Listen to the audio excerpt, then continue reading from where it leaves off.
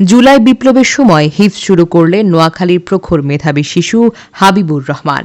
সে হিফজ শুরু করেছিল ১৯ জুলাই থেকে এবং শেষ হয়েছে ৫ সেপ্টেম্বর। কুরআন হিফজ করতে তার সময় লাগে মাত্র ৪৯ দিন। ৪৯ দিনে কুরআনের হাফেজ হওয়া হাবিবুরের ইচ্ছে ছিল জনপ্রিয় ইসলামী আলোচক শায়েখ আহমদুল্লাহর সঙ্গে দেখা করা। এই কথা জানতে পেরে শায়েখ আহমদুল্লাহ দেশে ফিরেই তার ইচ্ছেটি পূরণ করেন। শনিবার নোয়াখালীর বিস্ময় শিশু হাবিবুর রহমানের সঙ্গে সাক্ষাতের বিষয়টি নিজের ভেরিফাইড ফেসবুক পেজে জানান শায়েখ আহমদুল্লাহ। তিনি তাতে বলেছেন, মাত্র ৪৯ দিনে হাফেজ হওয়া হাবিবের সঙ্গে সাক্ষাতের সৌভাগ্য হল আজ। মিডিয়া মারফতে জানতে পারি বিরল কৃতিত্বের অধিকারী এই মেধাবী শিশুটি আমার সাথে সাক্ষাৎ করতে চায়। এই খবর দেখামাত্র হাবিবের প্রতি বিশেষ স্নেহ এবং ভালোবাসা অনুভব করি। সিদ্ধান্ত নেই বিরল মেধার অধিকারী হাফেজ শিশুটির সঙ্গে কিছু সময় কাটাবো। দেশের বাহিরে থাকায় তা এতদিন সম্ভব হয়নি।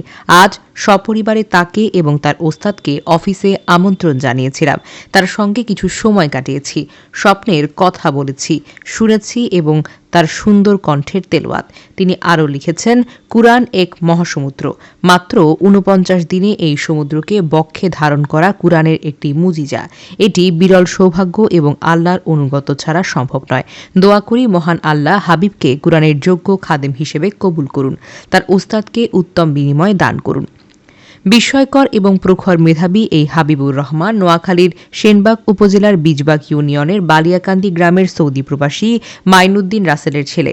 জানা গেছে, শিশু হাবিব ২০২২ সালে ১ বছর নুরানি পদ্ধতিতে পড়ার পর ২৩ সালের মাঝামাঝি মাদ্রাসায় ভর্তি হয়ে নাজেরা বিভাগে পড়ে।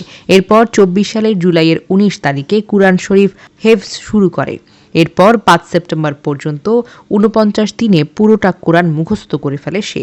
৫ পৃষ্ঠা করে শুরু করে, এরপর কখনো ১০ পৃষ্ঠা এবং কখনো ১৫ পৃষ্ঠা, এভাবে সমস্ত কোরআনটি সম্পন্ন করে সে।